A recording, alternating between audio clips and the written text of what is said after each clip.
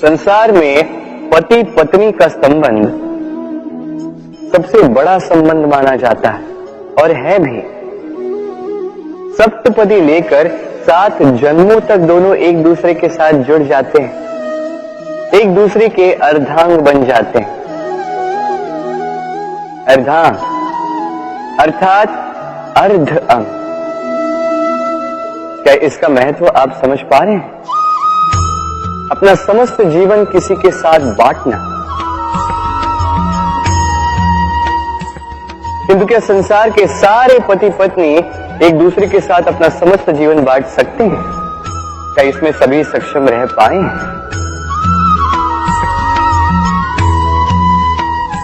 अपना जीवन किसी और के साथ बांटने के लिए सबसे महत्वपूर्ण बात है स्वीकृति, स्वीकार करना।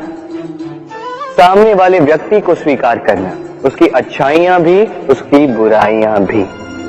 संपूर्णतः रूप से व्यक्ति को स्वीकार करना होगा, तभी ये संबंध बढ़ेगा, तभी ये संबंध और भी सुंदर बनेगा। एक दूसरे के दोष ढूंढना, उन्हें गिनाना, ये केवल और केवल एक ही कार्य करता है, इस संबंध के जीवन का नाश करता है। बस बदले में होना ये चाहिए, एक दूसरे के दोष समझकर उन्हें आभास करवाए बिना उन्हें सुधार देना चाहिए, उनकी कमियों को उनकी शक्ति बना देनी चाहिए। यही तो होता है दाम्पत्य, यही होता है बुराइयों का दमन और यही होता है गुणों का उदय। हर संबंध की नींव विश्वास होता है।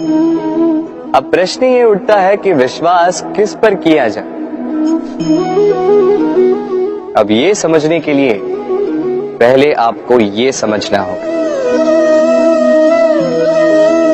बांधने में काम आने वाली रस्सी गूंथी कैसे जाती? हर रस्सी में 3 डोरियां होती जिन्हें आपस में गूंथा जाता है। बस विश्वास के साथ भी यही होता है। यदि आप उसके साथ विश्वास का बंधन जोड़ें जो आपके जीवन की ये 3 डोरियां जानता है, समझता है। पहला, आपकी मुस्कान के पीछे छिपी आपकी पीड़ा। दूसरा, आपके क्रोध के पीछे छिपा आपका प्रेम। और तीसरा, आपके मौन के पीछे छिपी आपकी शब्दों की ज्वालामुखी, आपकी विवशता।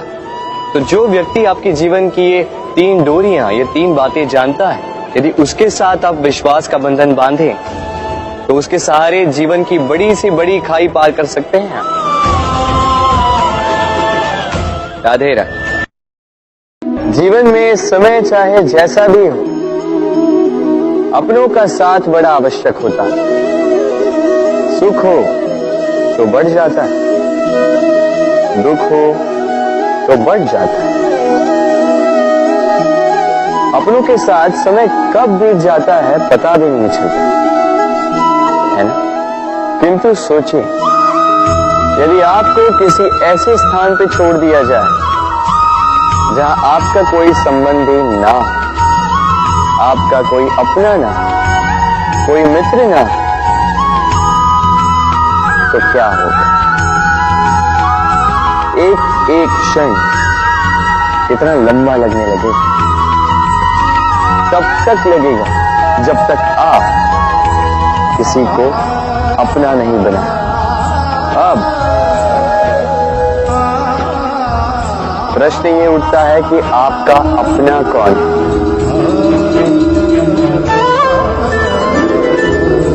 वो संबंधी जिनके साथ आप रक्त से जुड़े हैं, या वो मित्र जिनके साथ आप बालपन से पले बढ़े हैं, या वो सहकर्मी जिनके साथ आप काम करते हैं?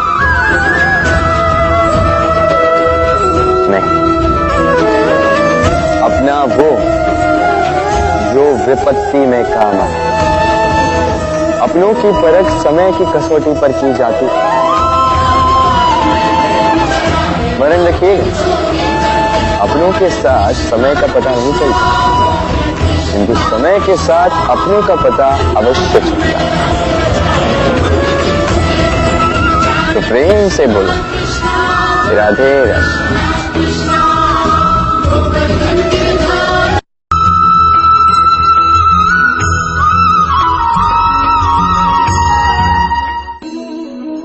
ये प्रेम इस संसार में किसे नहीं भाता, हर किसी ने प्रेम का अनुभव किया ही। हर कोई जानता है ये प्रेम कितना सुंदर है, क्यों ना? ये प्रेम भाव इस संसार में सबसे शक्तिशाली भाव। अब हर शक्ति के साथ आते हैं कुछ उत्तरदायित्व।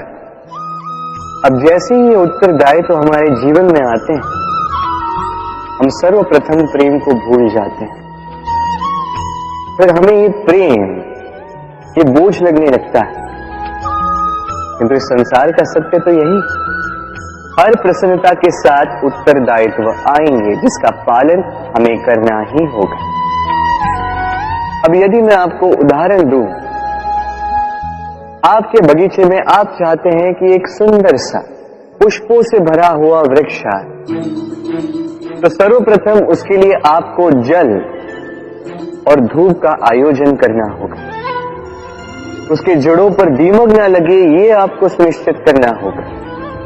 उसके आसपास उगी खरपतवार वो आपको हटानी होगी। उसी के पश्चात तो आपके उस बगीचे में वो सुंदर पुष्पों से भरा वृक्ष आएगा। क्यों? इसी प्रकार होता है प्रेम भी। सर्वप्रथम आपको इसमें समर्पण का खाद जल डालना होगा। अविश्वास और संदेह, इसकी खरपतवार आपको हटानी होगी और विश्वास की ये जड़ें कभी न दुर्बल पड़े ये आपको सुनिश्चित करना होगा। उसी के पश्चात प्रेम का वास्तविक सुख आप अनुभव कर पाएं। राधे राधे। मनुष्य के सारे संबंधों का आधार है अपेक्षा। पति कैसा हो जो मेरा जीवन सुख और सुविधा से भर दे। पत्नी कैसी हो जो सदैव मेरे प्रति समर्पित रहे। संतान कैसी हो जो मेरी सेवा करे, मेरा आदेश माने।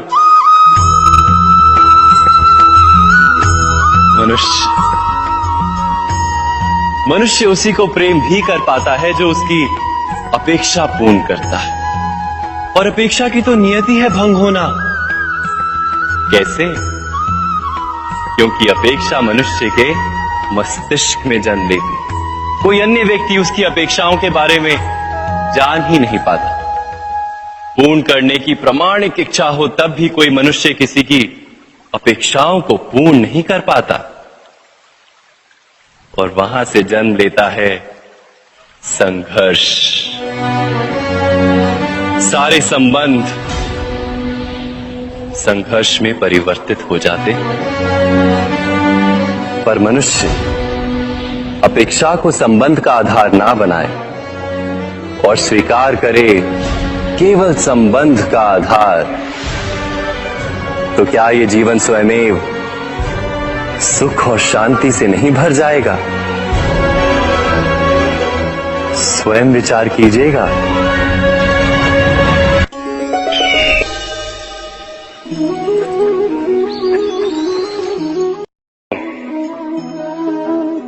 ये प्रेम मनुष्य से क्या नहीं करवा सकता, बड़े से बड़ा कार्य करवा सकता है, बड़े से बड़ी बाधा पार करवा सकता है। चाहे तो मरुस्थल में कुआं खुदवा सकता है, पर्वत लंघवा सकता है, हर असंभव कार्य संभव करवा सकता है। किंतु यदि मैं ये कहूं कि प्रेम आपसे ढोंग भी करवा सकता है, तो क्या आपको उचित लगेगा? क्या आपको लगेगा कि ऐसा हो सकता है? अवश्य हो सकता है। जैसे मैं ढोंग कर रहा हूं इस समय अपनी राधा के लिए, अपने प्रेम के लिए। मैं राधा से अनंत प्रेम करता हूं, निस्वार्थ प्रेम करता हूं, किंतु फिर भी मुझे स्वयं को एक छलिया स्वार्थ लालची दिखाना पड़ रहा है। ये ढोंग मुझे करना पड़ रहा है। अपने प्रेम के लिए। अब आप कहेंगे कि क्यों कृष्ण, ये सब करने की क्या आवश्यकता है? क्या राधा से विवाह करके तुम संतोष की सांस नहीं ले सकते? अवश्य ले सकता। राधा से विवाह करके मैं बहुत प्रसन्न रहूंगा, किंतु मैं जानता हूं कि मेरी राधा प्रसन्न नहीं रह पाएगी, क्योंकि यदि यह विवाह हुआ तो उसके माता पिता, उसके परिवार को बरसाना त्यागना होगा। राधा के मन पर एक कभी न भरने वाला घाव लग जाएगा। दुख उसको छूटता रहेगा, वो ये जानती रहेगी, स्मरण करती रहेगी कि उसके कारण उसके माता पिता को इतने कष्ट भोगने पड़ रहे हैं। अब राधा की पीड़ा की नींव पर कृष्ण संतोष का भवन भला कैसे बांध सकते हैं?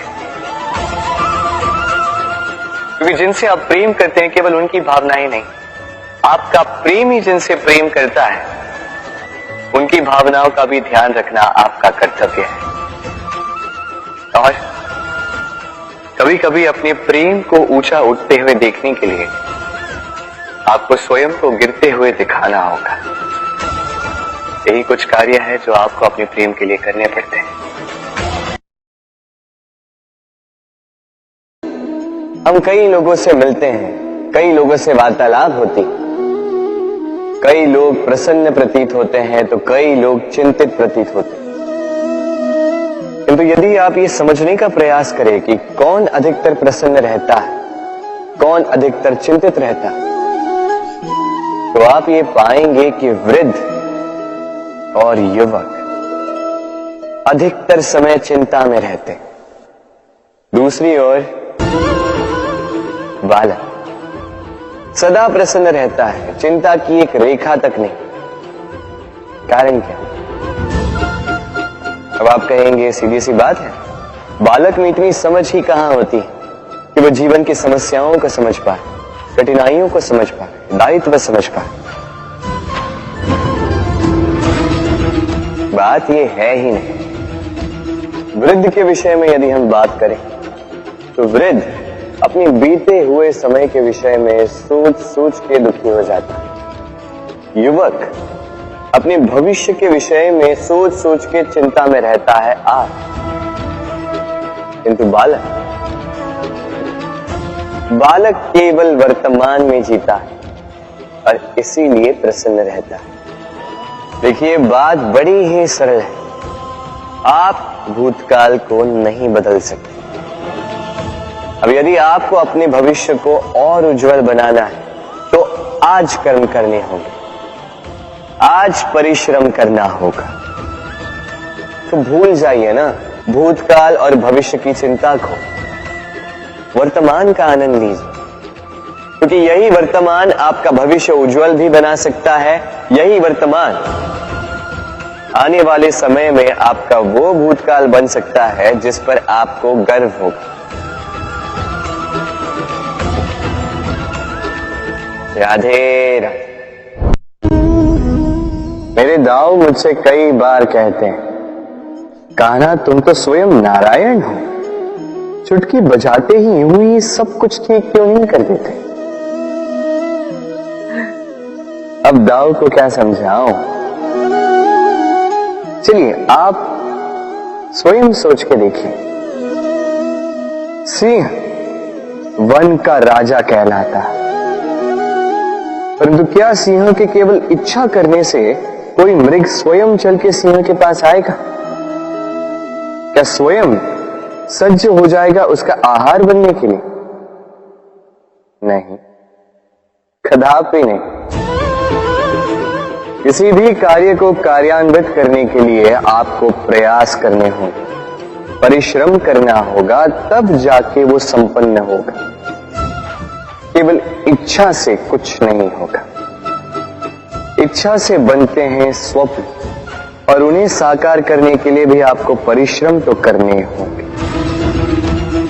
मान लीजिए आपने इच्छा की खाने की, और किसी दानी ने आके आपके समक्ष भोजन रख भी दिया, तब भी उसे खाने का श्रम आप ही को करना होगा। यदि प्रेम की इच्छा भी करो तो निस्वार्थ निश्चल भाव से प्रेम करो।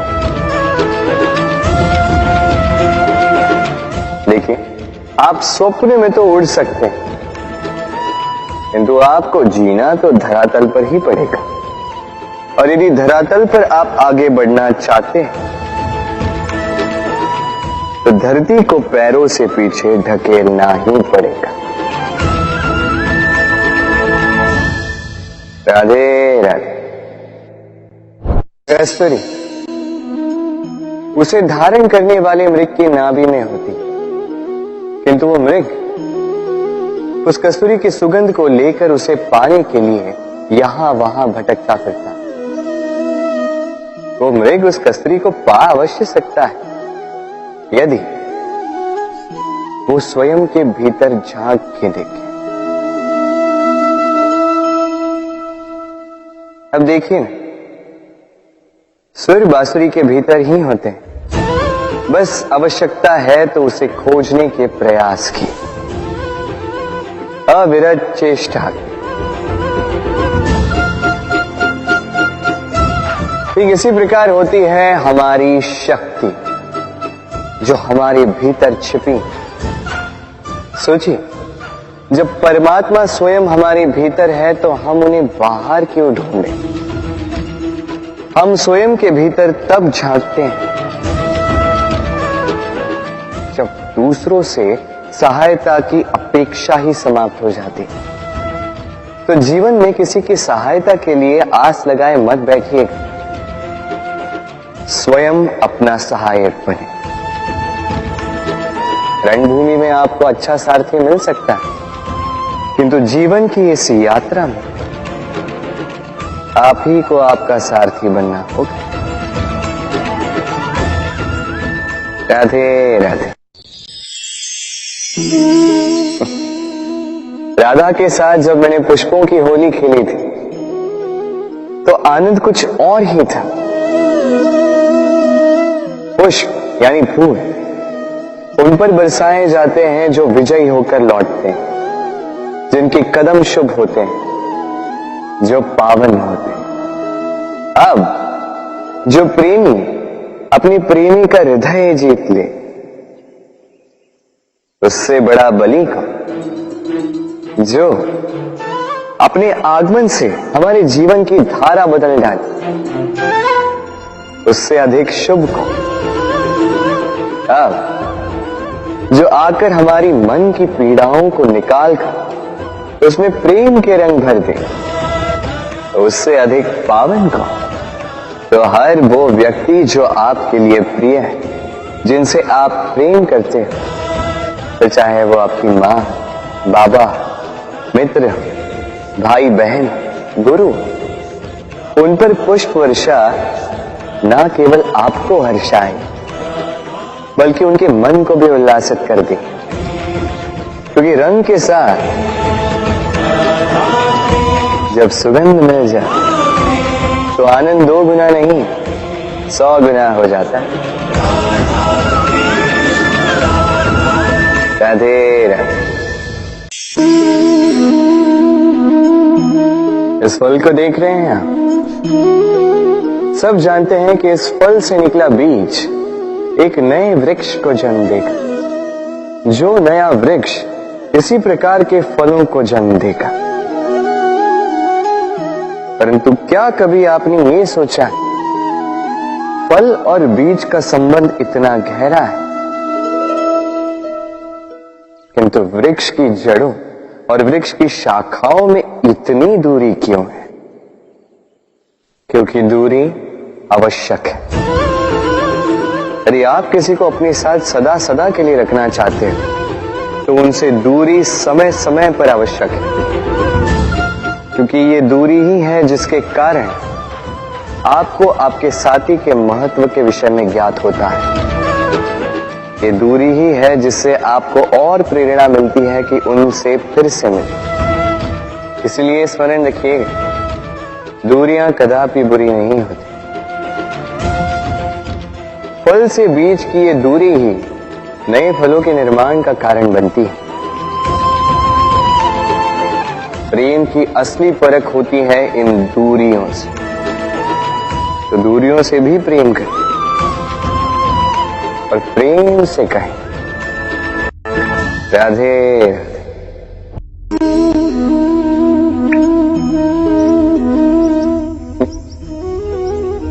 आकाश की वर्षा से गिरी बूंदें बड़ी ही शीतल, मीठी और पवित्र होती, किंतु सबका भाग्य भिन्न भिन्न होता।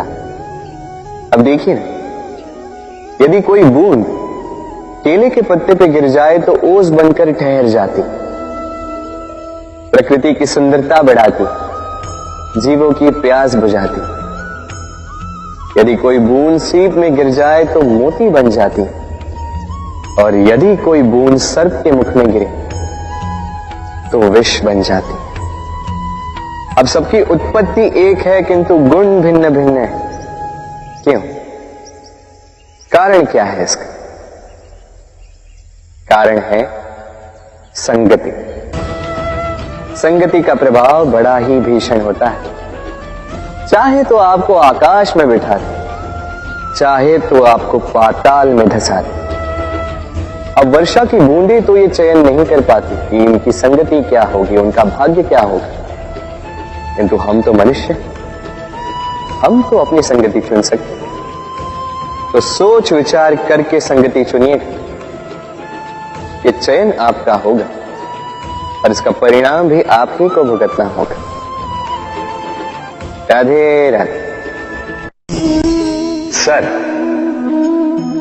ये शब्द सुनते ही मन में एक आकार प्रकट हो जाता, एक विष से भरे फुंकारते हुए भयानक से जीव का। यदि ये सर्प किसी के घर पे मिल जाए तो कोलाहल मच जाता है, लोग सुरक्षा का प्रबंध करते हैं, भीड़ इकट्ठा हो जाती है उस सर्प के प्राण लेने के लिए। किंतु यदि वही सर्प किसी मंदिर में पाया जाए तो क्या होता? लोग उस सर्प के समक्ष अपना शीश झुकाते हैं, प्रार्थना करते हैं, हाथ जोड़ते हैं, दूध पिलाते हैं, स्वयं शिव जी का आशीर्वाद मांगते हैं। अब इस विषय में आपके क्या विचार हैं? सोचिए, मनुष्य भी वही था, सर्प भी वही था, फिर परिस्थितियों में इतना अंतर क्यों? कहीं कोई सर्प के प्राण ले रहा है तो कहीं उसी सर्प की पूजा कर रहा है। अंतर का कारण है संगति और स्थान। जब वो सर्प शिव जी की संगति में था, मंदिर के पवित्र वातावरण में था, तब वो हमारे लिए देवतुल्य हो गया, अन्यथा तो वो हमारे लिए शत्रु ही था, है ना? तो अपने जीवन में संगति और स्थान का चयन सोच समझ कर कीजिए, क्योंकि ये संसार आपके व्यक्तित्व का ज्ञान आपके संगति से ही करता है। और हां, यहां बात धनी या निर्धन की नहीं है, यहां बात है संस्कारी और सदाचारी के साथ की। सदाचारी का साथ सदैव सम्मान का कारण बनता है। राधे राधे। संसार में ज्ञानी कौन है? वो जो वेदों का अर्थ समझता है, या वो जिसने जन्म और मृत्यु का रहस्य ज्ञात कर लिया, या वो जो 64 कलाओं में निपुण? नहीं, संसार में ज्ञानी वो जो केवल एक अंतर समझता है, अंतर मान लेने का और ठान लेने का। शब्द बड़े ही सरल हैं, किंतु यदि ध्यान से सोचोगे तो इसका अर्थ बड़ा ही महत्वपूर्ण है। आइए समझाता। यदि मान लो तो हार, किंतु यदि ठान लो तो जीत। यदि मान लो तो कोई अपना है, किंतु यदि ठान लो तो वो शत्रु। मान लो तो भगवान है, यदि ठान लो तो वो केवल एक पत्थर। बस इस अंतर को समझ लीजिए। संसार की हर वस्तु आपके समक्ष होगी। राधे राधे। दृष्टि प्रकृति द्वारा दी गई मनुष्य को सबसे बड़ी भेंट। वो दृष्टि जिसके कारण मनुष्य इस संसार को देख पाता है, अपने मार्ग को देख पाता है। किंतु संसार में दृष्टि पाकर भी सभी महान नहीं बन जाते, प्रसन्न नहीं हो पाते। प्रसन्न केवल वो होते हैं जिनका दृष्टिकोण शुभ होता है। अब जो गुलाब में कांटे ढूंढते हैं वो अवश्य ही अपने हाथों को उन कांटों से घायल कर जाते हैं, क्योंकि उनकी दृष्टि केवल कांटों तक ही सीमित रहती है। किंतु सुगंधी बनाने वाले पंखुड़ियों को तो ढूंढ ही लेते हैं। क्यों? अब देखिए ना, जो अंधकार में प्रकाश पाना चाहते हैं उन्हें दीपक भी सूर्य की भांति लगे, किंतु जो कमियां निकालना चाहते हैं उन्हें दीपक के तल में भी अंधकार छिपा मिले। जो प्रेम पाना चाहते हैं वो परायों में भी स्नेह ढूंढ ही लेंगे, अन्यथा किसी को पाकर भी उनसे अनजान रहने वालों की कमी नहीं। दृष्टि हमें दिखाती है, किंतु दृष्टिकोण हमें वो दिखाता है जो हम देखना चाहते हैं। जो आपकी सोच होगी वही सच बनकर आपके समक्ष आए। इसलिए आपके विचार शुभ रखिए और प्रेम से कहिए। राधे राधे। मेरे सामने है गैया का दिया गया दूध जो 2 दिन तक टिकता है। यदि इस दूध को गर्म करके जमाया जाए तो बनता है दही जो 3-4 दिन तक टिकता है। यदि इस दही को मथोगे तो बनता है माखन जो सप्ताह तक